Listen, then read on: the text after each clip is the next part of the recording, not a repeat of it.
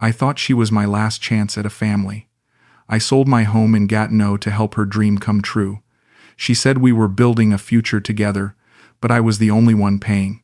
The last time I saw her, she was in a VIP booth, laughing with a man half my age. Now I sit in a rented room in Cebu, wondering how I let it go that far. You're my lucky star, Milton. With you, I can finally build the life I dreamed of. Her fingers intertwined with mine as we walked through Clark at sunset, the sky painted orange and purple like something out of a postcard. I squeezed her hand tighter, feeling something I hadn't felt in 12 years. Purpose, hope. The feeling that maybe, just maybe, I wasn't too old to start over. I never thought I'd hear someone say that about me again, I said, my voice catching slightly. The words felt foreign coming out of my mouth. At 70, you don't expect romance. You expect quiet dinners and early bedtimes and maybe a grandchild to visit twice a year. But here was Lenny, 48, and still dreaming like she was 20, talking about our future like it was something real. Don't be silly, honey. You're everything I need. She stopped walking and turned to face me, her dark eyes reflecting the streetlights that were starting to flicker on. Did you see the way that property manager looked at us today? He knows we're serious. He knows we have money. I nodded, thinking about the 2-story space we'd just toured in Angeles. The bare walls, the dusty floors, the way Lenny had walked through it like she was already seeing customers, hearing music, counting money. She'd pointed to every corner, explaining where the bar would go, where the stage would be, how she'd arrange the VIP section. Her enthusiasm was infectious. It's going to be beautiful, Lenny. Classy, just like you said. I meant it. The vision she painted was nothing like the seedy bars I'd seen on Fields Avenue. This would be different. Upscale. A place where professionals would come to unwind, where couples would celebrate anniversaries, not just beautiful, profitable. She started walking again, pulling me along. I know this business, Milton. I worked in hospitality for 15 years before I met you. I know what people want, what they're willing to pay for. I believed her. Why wouldn't I? She spoke with such confidence, such clarity about permits and suppliers and marketing strategies. When she talked about the bar, her whole face lit up. And when she looked at me, I saw gratitude. Real gratitude. Not the polite kind you give to strangers who hold doors open, but the deep kind you reserve for people who change your life. How much do you think we'll need for the full renovation? I asked, already doing calculations in my head. My pension was decent. The house in Gatineau had sold for more than I'd expected. I had savings, investments, a nest egg I'd been building for 30 years. Maybe 800,000 pesos to start. For the deposit, basic renovations, permits. She paused, looking up at me with those eyes that had captivated me from our first video call. Is that too much? I don't want you to think I'm using you, honey. I've been dreaming of this for so long. 800,000 pesos. About 20,000 Canadian dollars. I'd spent more than that on my last car. It's not too much, I said, and I meant it. What was money compared to the way she looked at me? What was $20,000 compared to feeling needed again? Really? Her smile could have powered the whole city. Oh, Milton, you don't know what this means to me. To us, this is our future we're building. Our future. The words echoed in my mind as we walked back to her apartment. Our future. Not just hers, not just mine, but ours. Together. I'd been alone for so long I'd forgotten what it felt like to be part of something bigger than myself. My ex-wife had taken half of everything in the divorce, including my sense of purpose. My kids called once a month if I was lucky. But here was Lenny, talking about our dreams, our plans, our life together. I love you, I said suddenly, the words tumbling out before I could stop them. We'd been seeing each other for 3 months, but it was the first time either of us had said it. She stopped walking and looked at me, her expression soft and vulnerable in a way I'd never seen before. I love you too, Milton, more than you know. That night, as I lay next to her in the small apartment she rented in Pampanga, I stared at the ceiling fan turning slowly above us and felt something I hadn't felt since I was young. Hope. Real, honest hope. Not the careful, measured optimism of old age, but the wild, reckless hope of someone who believes in miracles. I thought about my empty house back in Gatineau, with its cold winters and colder silence. I thought about the retirement I'd planned, full of books and television and slow, quiet decay, And then I looked at Lenny, sleeping peacefully beside me, and I knew I'd made the right choice. This was worth the risk. She was worth the risk. Tomorrow, I'd wire the money for the deposit. Tomorrow, we'd start building our future. Tonight, I was just a man in love, holding on to the best thing that had happened to me in decades. I have to tell you something, she'd written in that first Facebook message, 2 years ago now. I'm not looking for a sugar daddy. I'm looking for a partner. I remember staring at my laptop screen in my kitchen in Gatineau, coffee growing cold in my mug, reading those words over and over. A partner. Not a meal ticket, not a way out, but a partner. I joined the expat group on a whim, really. Canadians in the Philippines sounded harmless enough. I wasn't planning to move anywhere, wasn't even sure I wanted to travel again. But something about the photos people shared, the stories of starting over in paradise, made me curious. Maybe it was the isolation getting to me. Maybe it was turning 68 and realizing I had more years behind me than ahead. What kind of partner? I'd written back, my fingers hovering over the keyboard for 10 minutes before I hit send. I wasn't even sure why I was responding. I'd sworn off women after the divorce, sworn off complications. But there was something about her profile picture that made me pause. Not just her beauty, though she was beautiful. It was the way she was smiling, like she knew a secret the rest of the world hadn't figured out yet. The kind who believes in dreams, came her reply an hour later. I want to build something, a business, a life, but not alone. I'm tired of doing everything alone. Those words hit me harder than I expected. Tired of doing everything alone. I knew that feeling. I'd been living it for 12 years. Tell me about this dream, I wrote, and she did. For weeks we exchanged messages that grew longer and more personal. She told me about growing up poor in Tarlac, about working in hotels in Manila, about saving every peso to someday open her own place. Not just any place, but something special, something that would bring people together, give them a reason to celebrate. I worked in hospitality my whole adult life, she'd said during one of our video calls, her face pixelated and glitching on my laptop screen. Hotels, restaurants, event planning. I know what makes people happy. I know what they're missing. What are they missing? I asked, leaning closer to the screen. Even through the poor connection, I could see the passion in her eyes. A place that feels like home but better. A place where you can be yourself but the best version of yourself. Somewhere between a neighborhood bar and a nightclub. Classy but not pretentious. Fun but not cheap. I found myself nodding. In Gatineau, I'd spent too many evenings in sterile sports bars where the beer was cold but the atmosphere was colder. Places where men my age went to watch hockey and avoid their empty houses. It sounds amazing, I said, and meant it. It will be. Someday. She looked away from the camera, and for a moment I saw vulnerability crack through her confidence. If I can ever afford it. If I can ever find someone who believes in it as much as I do. That was the moment, I think. The moment I started falling. Not just for her, but for the idea of being part of something again. Of having a reason to wake up excited about the day ahead. Our calls became daily events. I'd get up early to catch her before she started work, stay up late to hear about her day. She told me about difficult customers and long shifts, and the small apartment she shared with 2 roommates. I told her about my quiet retirement, my morning walks, the books I was reading but not really enjoying. You should come visit, she said one evening, the suggestion hanging in the digital air between us. See the Philippines. See if you like it here. I don't know, I said, though my heart was already racing. I'm not much of a traveler anymore. You don't have to be a traveler, you just have to be curious. And I think you are curious, Milton. I think you're more adventurous than you give yourself credit for.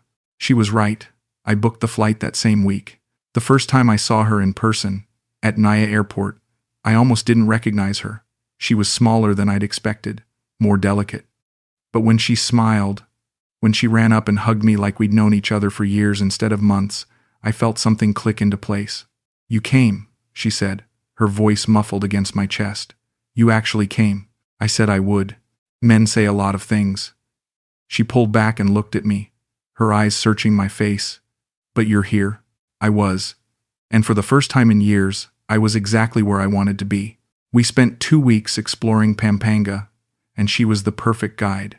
She showed me hidden restaurants where the adobo was better than anything I'd ever tasted. took me to historical sites I'd never heard of, introduced me to her friends who welcomed me like family. But mostly, she talked about her dreams, her plans, the bar she wanted to build. It's not just about the money, she explained one afternoon as we sat by a lake, watching the sun reflect off the water. It's about creating something that lasts, something I can be proud of, something we can build together. Together. That word again. It made my chest tight with something I'd almost forgotten how to feel. I want to help, I said, however I can. She looked at me with such gratitude, such pure joy, that I would have given her anything in that moment. My savings, my house, my future. All of it seemed small compared to the way she looked at me when I said those words. You already have, she whispered, just by believing in me, just by being here. When I flew back to Canada, 2 weeks later, we both cried at the airport. But they weren't sad tears. They were tears of anticipation, of excitement for what came next. I'll be back, I promised. I know you will, she said. This is just the beginning, Milton, for both of us. She was right. It was just the beginning. I had no idea where it would lead, no idea what I was really signing up for. All I knew was that for the first time since my divorce, I felt alive, and that was enough. This is it, honey. This is the one. Lenny's voice echoed in the empty space, her excitement bouncing off the bare concrete walls. The property was bigger than the last 3 we'd seen, 2 stories with high ceilings and windows that let in streams of dusty sunlight. I could see why she was excited. I could also see why it was still available after 6 months on the market. It needs a lot of work, I said, running my hand along a wall that felt slightly damp. The smell of mold mixed with fresh paint created an odd combination that made me want to breathe through my mouth. Of course it needs work. That's what makes it affordable. That's what makes it ours. She spun around in the middle of the main floor, her arms outstretched like she was already hearing music, seeing crowds. Look at this space, Milton. Really look at it. I tried to see what she saw. The cracked tiles, the exposed wiring, the staircase that wobbled when you put weight on it. But Lenny was pointing at invisible things, describing a future that existed only in her mind. The main bar goes there, curved like a horseshoe so customers can see each other, start conversations. VIP booths upstairs, but not too many. We want it to feel exclusive, but not empty. She walked to the far corner, her heels clicking on the concrete. Dance floor here, but not huge. This isn't a club, it's a lounge. Sophisticated. What about permits? I asked, the practical Canadian in me surfacing despite her enthusiasm. Business licenses, health inspections, all of that. Already started the paperwork. She pulled out her phone and showed me a photo of documents I couldn't read. My cousin Carlo is helping with the government stuff. He knows people. I nodded, though something about that answer felt incomplete. In Canada, you got permits first, then you spent money. You had lawyers review everything, made sure all the paperwork was perfect before you invested a single dollar. But maybe things worked differently here. Maybe I was being too rigid, too Western in my thinking. How much for the deposit? I asked. 600,000 pesos. I know it sounds like a lot, but it's actually below market. The owner wants to close fast. She walked back to me, took my hands in hers. Milton, I can feel it. This place has good energy. It wants to be something special. 600,000 pesos. About 15,000 Canadian dollars. Not insignificant, but not ruinous either. I looked around the space again, trying to imagine it filled with people, alive with conversation and laughter, trying to see it through her eyes. What if it doesn't work out? I asked. What if we can't get the permits, or the renovations cost more than we expect, or people just don't come? Then, we'll figure it out. Together. She squeezed my hands. But it will work out, honey. I know this business. I know what people want. There was something about her certainty that was both reassuring and unsettling. I'd never met anyone who spoke about the future with such confidence, such unwavering belief that things would work out exactly as planned. Part of me envied it. Part of me wanted to believe it too. Okay, I said. Let's do it. The smile that spread across her face was worth every peso. She threw her arms around my neck and kissed me, right there in that empty, moldy space that somehow felt like the beginning of everything. The next morning, I wired the money from my Canadian bank account to hers. 600,000 pesos, transferred with a few clicks on my laptop while she made coffee in her small kitchen. It should have felt momentous, this first major investment in our shared future. Instead, it felt strangely anticlimactic. There, I said, showing her the confirmation email. It's done. Oh, Milton, thank you. Thank you so much. She sat beside me on the couch, scrolling through the email like it was the most beautiful thing she'd ever seen. This is really happening. We're really doing this. We are. I closed the laptop and looked at her. What happens next? Next, we make it beautiful. We turn that empty space into something magical. She pulled out a notebook, pages covered with sketches and measurements and lists written in her careful handwriting. I've been planning this for months. Look, she showed me detailed drawings of the bar layout, the seating arrangements, the lighting scheme. Everything was thought out, from the color of the walls to the type of glasses we'd use. It was impressive, professional even. It made me feel better about the money I'd just transferred. You've really thought of everything, I said. I told you, I know this business. I know what works. She flipped through more pages, showing me supplier lists, staffing plans, marketing ideas, and now I have the best business partner in the world. Business partner. The phrase made me smile. In all my years of marriage, my ex-wife had never called me her partner in anything. I was the provider, the responsible one, the man who paid the bills while she pursued her hobbies and social commitments. But this felt different. This felt like we were building something together. Over the next few weeks, we spent almost every day at the property. Lenny met with contractors while I tried to make sense of the permits process. She picked out tiles and fixtures while I researched sound systems and security cameras. It was exhausting and exhilarating at the same time. My cousin Carlo wants to meet you, she said one afternoon as we stood in what would eventually be the main bar area. He's been helping with the city hall stuff, and he wants to make sure you're comfortable with everything. Of course, I'd like to meet him too. I'd heard Carlo's name dozens of times but had never actually seen him. He was always just finishing a meeting when we arrived, or just about to leave when we were getting started. He's a good man. Very connected in Angeles. He knows all the right people to talk to, all the right things to say. She paused, looking around the space with satisfaction. This is going to be amazing, Milton. I can see it already. Can you see it? I tried to see what she saw. The polished bar, the comfortable seating, the soft lighting that would make everyone look younger and more attractive, the happy customers, the steady income, the life we'd build together on this foundation. I can see it, I said, and in that moment I almost could. But late at night, lying in bed while she slept beside me, I found myself doing math in my head. 600,000 for the deposit, another $1 million for renovations, probably more. Equipment, licenses, staff, marketing. By the time we opened, we'd have invested close to 2 million pesos, 50,000 Canadian dollars. It was a lot of money. More than I'd ever spent on anything except houses. But it was also an investment in us, in our future together. And when I looked at Lenny sleeping peacefully beside me, her face soft and trusting in the moonlight, it felt worth the risk. After all, what was money compared to love? What was security compared to the chance to build something meaningful with someone who saw the world as full of possibilities instead of problems? I was learning to see it her way. And maybe that was the most important investment of all. Can I see the invoices? I asked, trying to keep my voice casual as Lenny shuffled through a stack of papers on her kitchen table.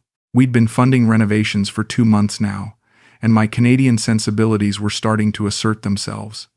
I needed documentation, receipts, some kind of paper trail that showed where the money was going. Invoices? She looked up at me with a confused expression, like I'd asked for something completely unreasonable. What? Invoices. For the contractors, the supplies, the permit fees. I just want to make sure we're keeping good records for tax purposes. I sat down across from her, trying to read her body language. Was she annoyed? Defensive? It was hard to tell. Oh, honey, you're being so Canadian about this. She laughed, but it didn't sound entirely natural. Here in the Philippines, business doesn't work like that. Everything is relationships, trust.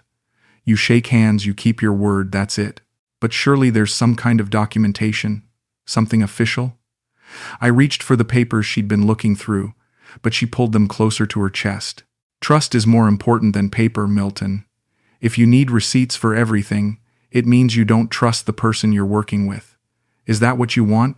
For everyone to think we don't trust them? The way she said it made me feel small, like a suspicious old man who couldn't understand how the world really worked. Maybe she was right. Maybe I was being too rigid, too Western. I'd been in the Philippines long enough to see that things operated differently here. Relationships mattered more than contracts. Personal connections trumped legal documents. I'm sorry, I said. I just want to make sure we're being smart about this. We are being smart, we're building relationships, we're earning respect. She reached across the table and took my hand.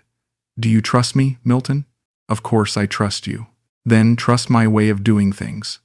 Trust that I know how to navigate this culture, these people. Her thumb traced circles on the back of my hand. I would never do anything to hurt our investment. This is my dream too, remember? I nodded, pushing down the voice in my head that was asking uncomfortable questions. Why couldn't I meet the contractors directly? Why did all the permits have to go through Carlo? Why were there always delays? Always reasons why things cost more than expected. The electrician needs another 100,000 pesos, she said, as if reading my thoughts. The wiring is more complicated than we thought. Very old building, lots of problems hidden behind the walls. Another 100,000 pesos. Another 2,500 Canadian dollars. I'd already transferred more than double the original deposit, and we weren't even close to opening. Every week brought a new expense, a new surprise, a new reason why the budget had to expand. How much more do you think we'll need? I asked. Hard to say. Maybe another 500,000 to be safe. But Milton, once we're open, the money will come back fast. This location, this concept, it's going to be very popular. 500,000 more. I did the math in my head. By the time we opened, I'd have invested close to 70,000 Canadian dollars. It was a significant chunk of my savings, but not devastating. And Lenny was right about the location. Angeles was booming, full of expats and tourists with money to spend. Okay, I said, but after this, we need to stick to a budget. No more surprises. No more surprises, she agreed, but something about her smile didn't quite reach her eyes. Over the next few weeks, I started noticing things I'd missed before. The way Lenny always took calls in another room when we were together. The new jewelry she wore, expensive pieces she claimed were gifts from grateful suppliers. The designer purse that appeared one day, something that looked like it cost more than most people in Pampanga made in a month. It's beautiful, I said, touching the leather. Where did you get it? A friend gave it to me. You know how generous people are here when they appreciate your business. A friend. She had a lot of generous friends, apparently. Friends who gave her expensive gifts, friends who called her at all hours, friends who always seemed to need private conversations. Who was that? I asked after she finished a hushed phone call in the bedroom. Just someone helping us get the liquor license faster. You know how slow the government can be. Sometimes you need friends to move things along. Friends in government, friends in construction, friends in supply chain. Lenny seemed to know everyone in Angeles, and everyone seemed eager to help us. But I was starting to wonder what kind of help they expected in return. I'd like to meet some of these people, I said one evening as we sat in her apartment. The sounds of traffic and karaoke filtering through the windows. Your friends, your contacts, I feel like I should know the people we're working with. Of course, honey. Soon. Once things are more settled, once the construction is finished. Right now, everyone is too busy to socialize. Too busy to meet the investor. Too busy to shake hands with the man funding their work. It seemed odd, but maybe that was just how business worked here. Maybe I was expecting Canadian formalities in a Filipino context. Carlo wants to show you the new VIP area tomorrow, she said, changing the subject smoothly. He's very excited about how it's turning out. Carlo. I'd met him exactly twice in 3 months, both times briefly, both times when he seemed to be in a hurry to be somewhere else. He was younger than I'd expected, maybe 30, with the kind of easy confidence that came from knowing the right people and saying the right things. Lenny introduced him as her cousin, but something about their body language when they were together made me wonder if their relationship was more complicated than that. Great, I said. I'd like to see the progress. But when we arrived at the property the next day, Carlo was nowhere to be found. Emergency at City Hall, Lenny explained. You know how it is with permits. Sometimes, you have to drop everything and run when they call. I was starting to understand that in the Philippines, there was always an emergency, always a reason why plans changed at the last minute. It was part of the culture, Lenny explained. Flexibility was more important than schedules. Relationships were more important than appointments. I tried to embrace this way of thinking, tried to let go of my Canadian need for structure and predictability. But late at night, when I couldn't sleep, I found myself staring at the ceiling and adding up numbers. How much I'd invested, how much I'd committed to invest, how much of my future I'd placed in the hands of a woman I'd known for less than a year. The numbers were getting bigger, and the receipts were getting scarcer. But every time I brought it up, Lenny had an explanation that made sense in the moment. Every time I started to worry, she found a way to make me feel foolish for doubting her. Maybe that should have been a warning sign. Maybe I should have listened to the voice in my head that was asking uncomfortable questions. But I was in love, and love makes you believe in things that don't make sense to anyone else. Besides, what was the alternative? Go back to Gatineau? Go back to my empty house and my quiet retirement and my slow fade into irrelevance? No, I'd rather take the risk.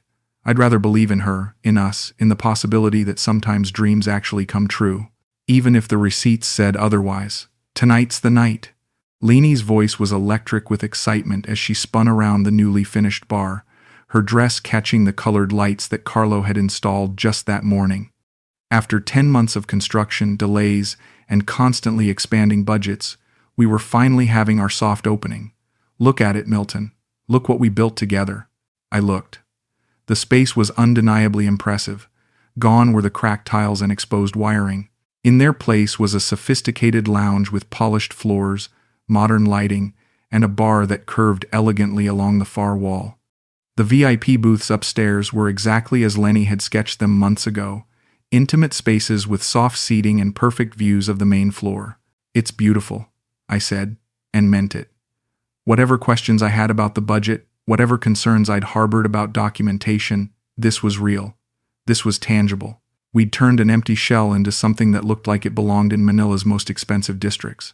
The sound system sounds amazing, doesn't it? She gestured toward speakers I couldn't see but could definitely hear. The music was loud, much louder than I'd expected for a sophisticated lounge. The bass thumped through the floor, making conversation difficult even when we stood close together. Maybe we could turn it down a little, I suggested. Make it easier for people to talk? This is how people like it here, honey. Trust me. She kissed my cheek and floated away to check on something behind the bar, leaving me standing alone in the middle of our investment. The first customers started arriving around 8 o'clock, and I was surprised by how young they were. I'd imagined professionals, couples, people closer to our age who wanted a quiet place to unwind. Instead, the crowd was mostly 20-somethings, groups of young men in tight shirts and young women in dresses that left little to the imagination. Lenny, I called out over the music when she passed by with a tray of drinks. This isn't quite what we discussed, is it? What do you mean? She stopped, but her eyes were scanning the crowd, checking on customers, making sure glasses stayed full.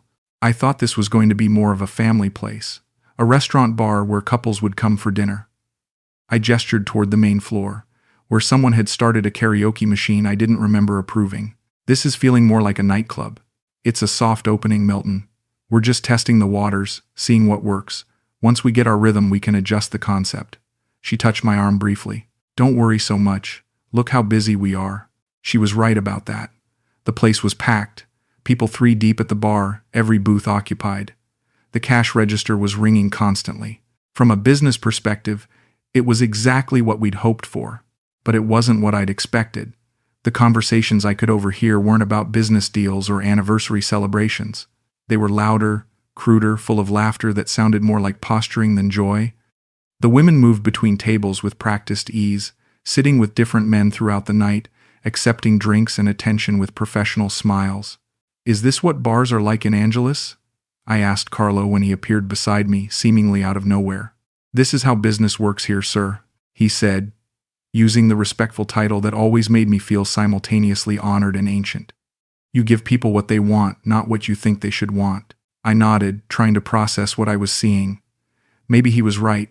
Maybe I'd been naive about what constituted entertainment in the Philippines. Maybe my vision of quiet conversations over wine had been too influenced by my Canadian expectations. I'm going to get some air, I told Lenny during a brief moment when she wasn't rushing between customers. Don't go far, honey. I want you to meet some important people tonight. Potential investors for expansion. Potential investors. The phrase stuck with me as I walked outside and leaned against the building, breathing in the humid night air. We'd just opened. We hadn't even proven the concept yet. But already she was thinking about expansion, about bringing in other people's money. When I came back inside 20 minutes later, I couldn't find Lenny anywhere. The bar was still crowded, the music still pounding, but she'd vanished. I checked the VIP area upstairs, the storage room, even the small office we'd set up behind the bar. Nothing. Have you seen Lenny?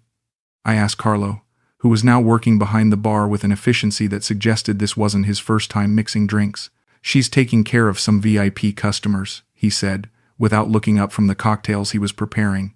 Very important people. Good for business. VIP customers. I looked around the upstairs area again, noticed that one of the booths had its curtains drawn. I could hear voices from inside, muffled laughter, the sound of glasses clinking. Lenny's voice, higher and more animated than usual. I started toward the booth, but Carlo appeared at my elbow. Sir, maybe it's better to let them have privacy. Business negotiations, you understand. Business negotiations at midnight, with the curtains drawn. In a booth designed for intimate conversations. I understood more than Carlo probably realized. I think I'll head home, I said. Tell Lenny I wasn't feeling well. Of course, sir. Should I call you a taxi? I walked home instead, the streets of Angeles blurring past me as I tried to make sense of what I'd just experienced. The bar was successful, no question about that. It was making money, drawing crowds, creating the kind of buzz that would ensure steady business. But it wasn't the dream Lenny had sold me. It wasn't the vision we'd planned together in those empty rooms months ago. More troubling was her disappearance, her retreat into that private booth with VIP customers, while I stood alone in the middle of our investment. I was the one who'd funded this place, but I felt like a stranger in it. My phone buzzed with a text message around 2 a.m. Sorry I missed you leaving. VIP meeting went very late. See you tomorrow. Love you. I stared at the message for a long time before deleting it without responding. Love you. The words felt hollow after the night I'd just experienced, like an afterthought tacked onto an apology that didn't really acknowledge what needed to be apologized for. The next morning, Lenny was full of excitement about the successful opening. We made more money last night than I expected to make in a week, she said, showing me her phone with numbers I couldn't quite make out. Milton, this is going to be even bigger than we dreamed. About last night, I began, but she cut me off. I know. I should have introduced you to the investors, but they were very private, very particular about who they meet. Once they trust us more, once they see how successful we're going to be, they'll want to meet the financial partner. The financial partner. Not her boyfriend, not her business partner, not the man she loved. The financial partner. What kind of investors were they? I asked. Import-export business. Very successful. They're always looking for good entertainment investments. She poured herself coffee with hands that seemed steadier than mine felt. They might want to help us open a second location. A second location. We hadn't been open 24 hours, and she was already spending hypothetical money from hypothetical investors on hypothetical expansion. Maybe we should focus on making this location work first, I suggested. Of course, honey. But it's good to think ahead, right? It's good to have big dreams. Big dreams. That's what I'd fallen in love with, wasn't it? Her ambition, her vision, her refusal to think small. But somewhere between the dream and the reality, something had gotten lost. Or maybe something had never been there in the first place. I looked at her bustling around her small kitchen, making plans for a future that seemed to include everyone except me, and felt something shift inside my chest. Not quite heartbreak. Not yet. But the first crack in something I'd thought was unbreakable. Sir, can I talk to you privately? Carlo's voice was quieter than usual as he approached me 3 weeks after the opening. I was sitting alone at the bar, nursing a beer and watching the evening crowd filter in. Lenny was upstairs in the VIP area again, taking care of important customers as she'd started saying more and more often. Of course, I said, gesturing to the empty stool beside me. What's on your mind? He glanced around nervously, then leaned closer. Maybe not here. Too many ears. Can we go outside? Something in his tone made my stomach tighten. I followed him out to the alley behind the building, where the music from inside was muffled but still audible. The smell of garbage and cooking oil from nearby restaurants filled the humid air. Sir, I need to ask you something, and I hope you won't be angry with me. He lit a cigarette with shaking hands. Are you okay with Miss Lenny running the bar alone? What do you mean? We run it together. Do you? He took a long drag, avoiding my eyes. When was the last time you counted the money? When was the last time you saw the books? My throat felt dry. She handles the day-to-day operations. I'm more of a silent partner. Too silent, maybe. He flicked ash onto the concrete. Sir, I need to tell you something, but I'm scared. Scared for my job, scared for my family. Tell me what, Carlo? There's money missing. A lot of money. Every night, cash goes out the back door that never makes it to the register. He finally looked at me, and I could see real fear in his eyes. And there's someone else. Someone who comes late at night, after you go home. The words hit me like a physical blow. Someone else? A man. Older than you, but not as old. Rich clothes, expensive watch. Miss Lenny calls him her business partner when she introduces him to the staff. Carlo dropped his cigarette and crushed it under his heel. Sir, I think he might be more than a business partner. I leaned back against the brick wall, feeling dizzy. How long has this been going on? Since the second week we opened. Maybe longer. He has keys, sir, his own keys. He comes and goes like he owns the place. His own keys. To the bar I'd funded. To the dream I'd paid for. To the future I thought we were building together. What does he look like? Korean, I think. Or maybe Japanese. Very well dressed. Drives a nice car. The girls all know him. Treat him like a VIP. Carlo lit another cigarette. Sir, I'm only telling you this because you seem like a good man. You deserve to know. I stood there in that alley, breathing in the humid night air mixed with cigarette smoke and garbage, trying to process what I'd just heard. Money missing. Another man. Keys to my investment. Staff who treated someone else like the real owner. Does she know you're telling me this? God. I hope not. Carlo's hand trembled as he brought the cigarette to his lips. Sir, if she finds out, I'm finished. My whole family depends on this job. I won't tell her it came from you, I said, though I wasn't sure how I'd handle this information at all. But I need to ask you something else. The permits, the licenses, all the paperwork, is it legitimate? He was quiet for a long moment. Some of it is. Some of it. Sir, do you have copies of everything? Do you have anything with your name on it? My chest felt tight. She said it was better to keep things in her name. For tax purposes. Tax purposes. He laughed, but there was no humor in it. Sir, as far as the government is concerned, you don't exist. This bar, this business, it's all hers. You're just a friend who loaned some money. A friend who loaned some money. 70,000 Canadian dollars. My retirement savings. My nest egg. My future. All of it invested in a business where I didn't legally exist. I need to go, I said, my voice sounding strange and distant even to myself. Sir, wait. Carlo grabbed my arm gently. Be careful how you handle this. Miss Lenny, she has friends, important friends. People who don't like it when foreigners cause problems. I walked home in a daze, Carlo's words echoing in my head. Money missing. Another man. No legal claim to anything. Important friends who didn't like foreigners causing problems. When I got back to Lenny's apartment, she was already there, sitting on the couch in a silk robe I'd never seen before, talking on her phone in rapid Tagalog. She saw me and quickly ended the call. Hi, honey. How was your evening? Her smile was bright, practiced, the same smile she'd given me that first night at the airport. Fine, I said, sitting across from her instead of beside her like I usually did. How was yours? Busy night at the bar. Very good money. She stretched like a cat, the silk robe riding up her thighs. I'm thinking we should start planning the second location soon. The investors are very interested. Which investors? The ones I told you about. Import-export. Very successful business. She tucked her legs under her, getting comfortable. They want to meet you soon, actually. Talk about expansion opportunities. I stared at her, this woman I'd loved, this woman I'd trusted with my future, and realized I didn't know her at all. Had I ever known her? Or had I fallen in love with a performance, a carefully crafted character designed to separate me from my money? Lenny, I need to ask you something. Of course, honey. Anything. Are there other investors in the bar? People I don't know about? Her expression flickered for just a moment before the practiced smile returned. What do you mean? You're my investor. You're my partner. I mean people with keys. People who come and go when I'm not there. The smile faltered. Milton, where is this coming from? Who have you been talking to? Does it matter? I'm asking you directly. Are there other people involved in this business that I don't know about? She stood up abruptly, the silk robe swirling around her.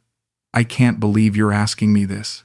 After everything we've built together, after everything I've given up for you, you're questioning my loyalty? I'm not questioning your loyalty. I'm asking about the business. Our business. Your business? Her voice rose, taking on an edge I'd never heard before. Your business? You wrote some checks, Milton. I did everything else. I found the location, I managed the contractors, I got the permits, I hired the staff. What did you do besides transfer money? The words stung because there was truth in them. I had written checks. I had been passive, trusting, content to let her handle the details while I played the role of supportive partner. You're right, I said quietly. I trusted you to handle things. Maybe that was my mistake. Maybe it was.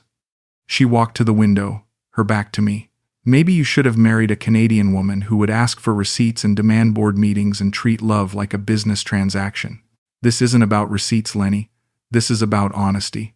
Honesty? She spun around, and for the first time since I'd known her, her mask slipped completely. The warmth was gone, replaced by something cold and calculating. You want honesty? Fine. You're a lonely old man who paid for a fantasy. You paid to feel young again, to feel needed, to feel like you mattered to someone beautiful. And I gave you that fantasy. I gave you months of feeling special. The words hit me like physical blows. Each one true, each one devastating. But the bar is mine. The business is mine. The future is mine. You were just temporary financing. I sat there in stunned silence, watching this woman I'd loved transform into someone I didn't recognize. Or maybe this was who she'd always been, and I'd just been too desperate to see it. I think I should go, I said finally. I think you should too. I stood up, my legs unsteady, and walked toward the door. When I reached it, I turned back one last time. Did you ever love me, Lenny, even a little? She looked at me for a long moment. And for just an instant, I thought I saw something softer in her eyes, something that might have been regret. I loved what you could give me, she said finally. Isn't that enough? I walked out without answering, because we both knew it wasn't. 2 days of silence stretched between us like a chasm I didn't know how to cross. I'd been staying in a cheap hotel near the market, checking my phone every hour for messages that never came, trying to decide what to do next. Go home to Canada? Confront her again? Pretend the conversation had never happened? On the third day, I couldn't stand it anymore. I needed to see the bar, needed to understand what was left of my investment, needed some kind of closure to this nightmare. I told myself I was just going to observe, to get a clear picture of the situation before making any decisions. I arrived around 10 o'clock, when the place would be busy but not packed. I chose a table in the corner where I could see the main floor and the stairs to the VIP area, somewhere dark enough that I might go unnoticed for a while. Linny was there, of course, working the room like she owned it, which, apparently, she did. She moved between tables with practiced grace, laughing at customers' jokes, touching arms and shoulders with professional intimacy. She looked beautiful under the colored lights, younger somehow, like she'd shed a weight I hadn't realized she'd been carrying.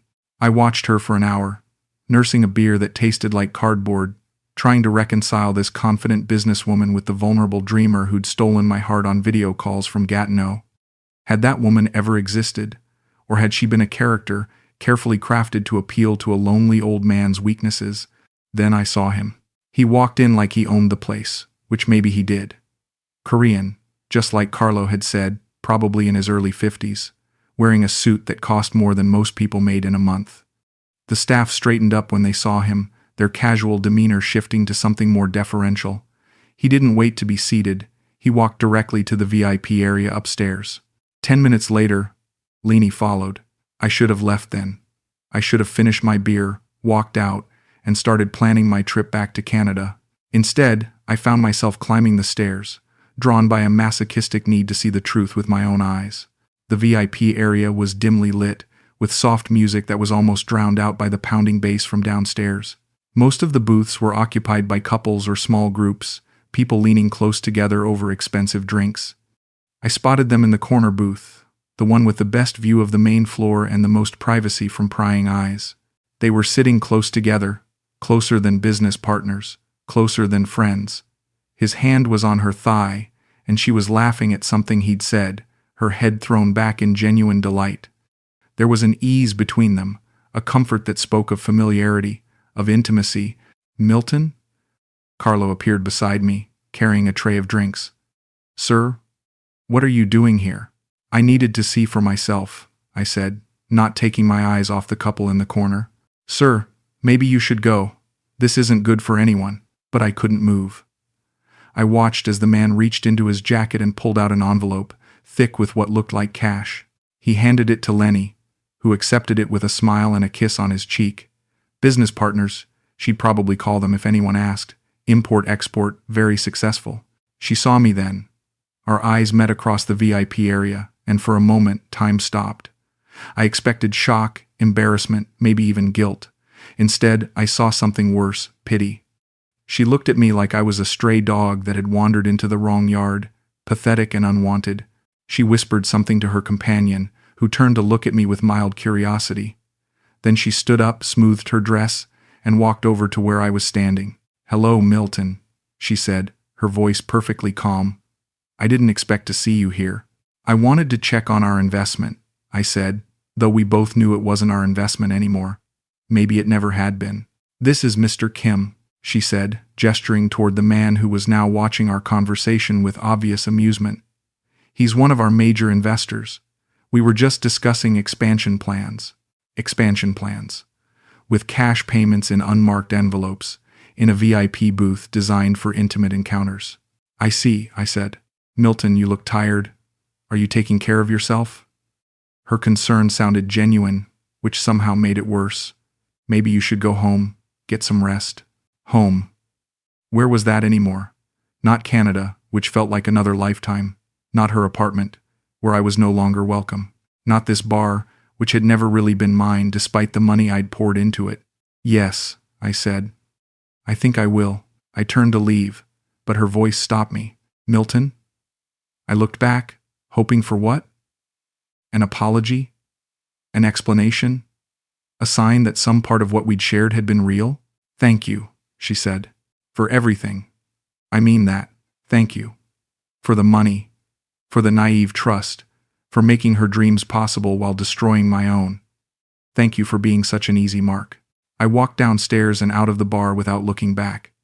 Behind me, I could hear the music, the laughter, the sound of a successful business that would continue long after I was gone. My investment, transformed into someone else's future. I walked through the streets of Angeles for hours, past the other bars and clubs, past the hotels where tourists came to live out their fantasies, past the convenience stores where expats bought beer and regrets in equal measure. The city was alive with possibility, full of people chasing dreams and pleasure and second chances. But not for me. Not anymore. When I finally made it back to my hotel room, I sat on the narrow bed and pulled out my phone. No messages from Lenny. No calls. No texts. No attempts to explain or apologize or salvage what was left between us. I drafted a dozen messages to her, deleted them all. What was left to say? She'd been honest, finally. I'd paid for a fantasy, and she'd delivered it. The fact that I'd mistaken it for something real wasn't her fault. It was mine. I thought about calling my kids, telling them what had happened, asking for advice or sympathy or just someone to listen. But what would I say? That I'd fallen for a woman half my age and lost my life savings in the process? That I'd been exactly the kind of foolish old man I'd always sworn I'd never become? Instead, I sat in the dark and listened to the city outside my window, full of life and energy and people who still believed in possibilities. Somewhere out there, Lenny was building her empire, entertaining her investors, living the dream I'd helped fund but would never share. And somewhere else, maybe on a plane or in an apartment or sitting in their own dark rooms, were other men like me. Men who'd believed in love late in life, who'd confused gratitude with affection, who'd learned too late that some dreams come with a price you don't realize you're paying until the bill comes due. I closed my eyes and tried to remember the woman who'd called me her lucky star, who'd talked about building a future together, who'd made me believe I could be young again. But all I could see was her face in that VIP booth, calm and beautiful and completely indifferent to my presence. She'd let me watch her lie. And somehow, that felt like the cruelest cut of all. The plane to Cebu was half empty, filled mostly with backpackers and business travelers who looked like they knew where they were going. I envied them their certainty, their sense of purpose. I was just running, fleeing from a disaster of my own making, with no real plan beyond putting distance between myself and the wreckage. "First time in Cebu?" the woman beside me asked. She was Filipino-American, probably in her 40s, with kind eyes and the soft accent of someone who'd spent time in both countries. "Yes," I said. "First time doing a lot of things, apparently." She must have heard something in my voice because she didn't push for details. We flew in comfortable silence, two strangers temporarily sharing space above the clouds. The apartment I found was nothing like the places I'd lived before. A single room on the third floor of a concrete building near the port, with a narrow bed, a small table, and a window that looked out over the sea. The rent was cheap enough that my pension could cover it indefinitely. That was all I needed now. Indefinite. "You sure about this place?" the landlord asked, a kind man in his 60s who spoke English with the careful precision of someone who'd learned it as a second language. "Very basic. No aircon, just fan. Most foreigners want nicer." "This is fine," I said. "This is what I need." He studied my face for a moment, then nodded. "Okay, sir. Month to month, no problem. You want quiet place, this is quiet." He was right. The neighborhood was residential, full of families and small shops and the kind of ordinary life that had nothing to do with bars or entertainment or impossible dreams. Children played in the streets, women hung laundry on lines strung between buildings, old men sat in doorways and watched the world go by with the patience of people who'd learned that rushing rarely led anywhere worth going. I settled into a routine that would have bored my younger self but felt necessary now. Wake up early, walk to the market for coffee and bread, sit by the sea and watch the fishing boats come and go. Read books from the small library nearby, mostly detective novels and old newspapers that someone else had left behind. Eat simple meals at local restaurants where the food was good and cheap, and nobody asked questions about why a 70-year-old foreigner was living like a monk. It took 3 weeks before I stopped checking my phone for messages from Lenny. Old habits, I guess. Part of me still hoped for an explanation, an apology, maybe even an invitation to work things out. But the silence stretched on, and eventually I stopped looking. I did get other messages. My kids, worried because I'd stopped posting on Facebook, concerned that I hadn't answered their emails. My bank, wanting to verify some unusual withdrawal patterns. My insurance company, needing updated information about my foreign residence. The real world, calling me back to responsibilities I'd abandoned in pursuit of a fantasy. "Dad, what's going on?" My daughter Sarah's voice sounded tinny through the cheap phone I'd bought to replace the expensive one that held too many memories. "We've been trying to reach you for weeks. I'm in the Philippines," I said. "I'm taking some time to figure things out." "Figure what out? Dad, you're scaring us. Is this about a woman?" "Smart girl. Always had been." "Yes and no. It's about a lot of things." "Are you okay? Do you need money?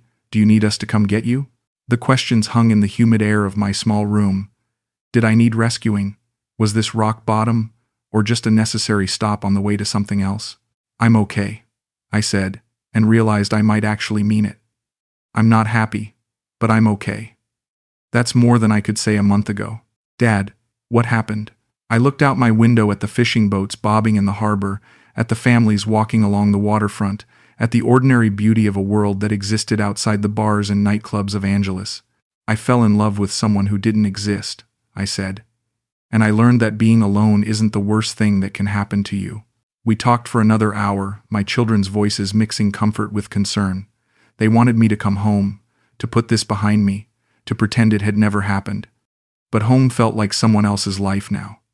The man who'd lived in that house in Gatineau, who'd planned a quiet retirement full of books and television and gradual decline, that man was gone. I wasn't sure who'd taken his place, but he wasn't ready to go back to Canada yet. After the call, I sat on my narrow bed and did something I hadn't done since the night in the VIP booth. I let myself remember the good parts. Not the fantasy I'd built around Lenny, but the real moments that had felt genuine, even if they'd been performance. The way she'd laughed at my jokes, the morning we'd walked through the market and she'd taught me the names of fruits I'd never seen before. The night she'd fallen asleep against my shoulder while we watched a movie, her breathing soft and trusting. Maybe some of it had been real. Maybe in the spaces between the manipulation and the lies, there had been moments when she'd actually enjoyed my company, actually felt something resembling affection. Or maybe that was just another fantasy, another story I was telling myself to make the truth more bearable. It didn't matter anymore. What mattered was that I'd survived it. I'd lost my money, my dignity, my faith in my own judgment, but I was still here. Still breathing, still capable of finding small pleasures in simple things. A good cup of coffee, a sunset over the water, a conversation with strangers who had no agenda beyond basic human kindness. I wasn't a victim, I said to the empty room, testing the words. I was a volunteer. The distinction felt important somehow. Victims were helpless, acted upon by forces beyond their control. Volunteers made choices, even bad ones. They could learn from their mistakes, do better next time, take responsibility for their own lives. I'd volunteered for this disaster. I'd chosen to believe in a fantasy despite mounting evidence that it was just that. I'd ignored warning signs, dismissed red flags, silenced the voice in my head that had tried to protect me from my own desperate need to feel young and needed and special. That was on me. All of it. But so was this. This small room, this simple life, this hard-won peace that felt more authentic than anything I'd experienced in the past 2 years. I'd built it from the wreckage of my own poor choices, and maybe that made it more valuable than if it had come easily. My phone buzzed with a text from an unknown number. For a moment my heart jumped, thinking maybe it was Lenny. Maybe she'd found a way to explain everything, to make it all make sense. Sir, this is Carlo. Miss Lenny told me you left Philippines. I hope you are okay. I am sorry for everything that happened. I stared at the message for a long time before typing back. Thank you for your honesty. I hope you're safe. His response came quickly. Bar is closed now. Too many problems with permits. Miss Lenny moved to Manila. I don't know where. Closed. The bar I'd funded, the dream I'd helped build, gone. All that money, all that hope, evaporated like steam in the tropical heat. I should have felt angry, or vindicated, or at least some satisfaction that the venture had failed. Instead, I felt empty. Just empty. I deleted Carlo's number and put the phone away. Then I walked to my window and looked out at the sea, at the horizon where the water met the sky in a line so perfect it looked drawn by hand. Fishing boats dotted the view, their crews working nets under the setting sun, bringing in whatever the day had provided. Tomorrow they'd go out again. They'd work the same waters, cast the same nets, hope for a better catch. Not because they were naive or desperate or foolish, but because that's what you do. You keep going. You try again. You learn from your mistakes and hope for better luck next time. I was 70 years old, broke, alone, and living in a room smaller than my walk-in closet back in Gatineau. But I was free. Free from the fantasy that had consumed me, free from the need to be anything other than exactly who I was. Free to start over, one small step at a time. The sun disappeared into the water, painting the sky in shades of orange and pink that no photograph could capture. Somewhere in Manila, Leni was probably starting over too, looking for the next lonely dreamer to bankroll her ambitions. Somewhere in Canada, my children were worrying about their father who'd lost his mind in a tropical paradise. And somewhere in this small room in Cebu, a man who'd learned the difference between love and loneliness was watching the stars appear one by one in a darkening sky, grateful to be exactly where he was. It wasn't the ending I'd planned, but it was mine.